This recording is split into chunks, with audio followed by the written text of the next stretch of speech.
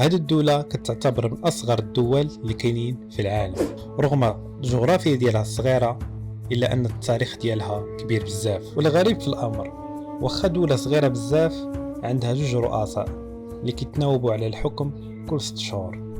من بين الحوايج اللي ممكن تشوفهم في الدولة يجيوك غراب هو هذا المتحف ديال التعذيب، اللي هنا غادي تشوف الطريقة باش كانوا كيتعذبوا الناس شحال هذه، بأدوات مختلفة بطرق مختلفة والألم مختلف.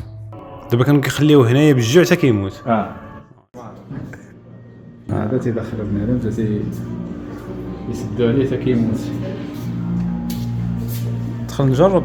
لا وهذه باينه. وحاجة أخرى اللي جاتني غريبة بزاف هو السلاح اللي كيتباع هنايا بطريقة عادية، بحال راه كتبيع وتشري في مطيشة. هز السلاح اللي بغيتي، ما يقول لك حتى شي واحد علاش هزو وفين دايو وشنو باغي دير به.